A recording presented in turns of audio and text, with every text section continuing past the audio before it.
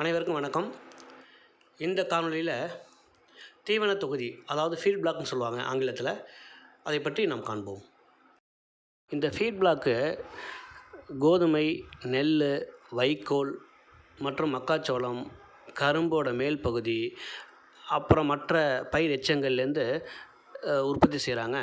இது கூடவே மலை மற்றும் மற்ற பகுதியிலும் கிடைக்கிற புல் வகைகள், மர இலைகளும் சில சமயங்களில் பயன்படுத்துகிறாங்க. கால்நடைகளை பொறுத்த மட்டும் நீங்கள் எந்த தீவனம் புதுசாக அறிமுகப்படுத்தினாலும் பழைய தீவனத்தோட அப்படியே டக்குன்னு ரீப்ளேஸ் பண்ணக்கூடாது. அதாவது பழைய தீவனத்தை நிப்பாட்டு புதுசாக வர்றதை டக்குன்னு முழுசாக கொடுத்துடக்கூடாது. நீங்கள் கொஞ்சம் கொஞ்சமாக அறிமுகப்படுத்தணும். அந்த இப்போ ஏற்கனவே கொடுத்துட்ருக்க தீவனமும் இப்போ புதுசாக கொடுக்க போகிறது கலவையாக இதில் கொஞ்சம் அதில் கொஞ்சமாக ரீப்ளேஸ் பண்ணி கடைசியில் புதுசாக எது கொடுக்கல அது முழுமையாக பழசை ரீப்ளேஸ் பண்ணிடணும். இந்த ஃபீட் பிளாக், அதாவது தீவன தொகுதிகள் என்ன பண்ணுதுனாக்கா, கால்நடைகளுக்கு தேவையான ஊட்டச்சத்து தேவைகளை பூர்த்தி பண்ணுது. நம்ம ஆண்டு முழுவதும் தரமான உணவாக ஒரே மாதிரி கொடுக்கலாம்.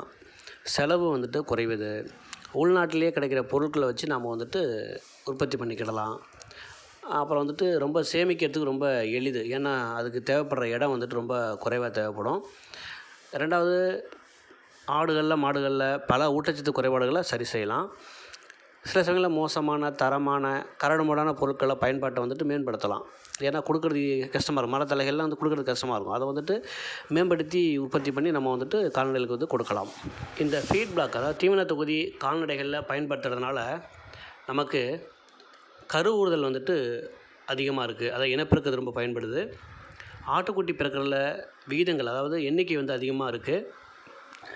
கறவை மாடுகளில் பால் உற்பத்தி அதிகமாகுது. ஆடுகளில் உடல் எடை அதிகரிக்கும் ரொம்ப பயன்படுகிறது.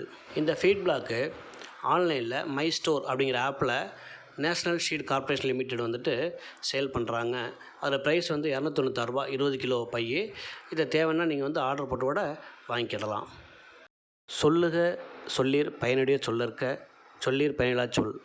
அதாவது நம்ம சொல்கிற விஷயம் மற்றவங்களுக்கு பயனுடையதாக இருக்கணும். இப்படி தான் என்ன மாதிரியே ஒருத்தர் பேசிக்கிட்டே இருந்திருக்கிறாரு.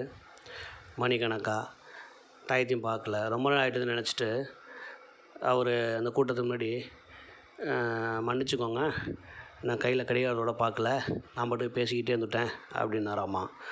அது கூட்டத்தில் ஒருத்தர் எழுந்துச்சி, ஐயா கடிகாரத்தை பார்க்கலங்கிறது இருக்கட்டும், பின்னாடி மாற்றிட்டு கேலண்டரே பார்க்கக்கூடாதா அப்படின்னாராம்மா. ஏன்னா அவர் மணிக்கணக்காக பேசலை, நாள் கணக்காக பேசிகிட்டே இருந்திருக்கிறாரு. நன்றி.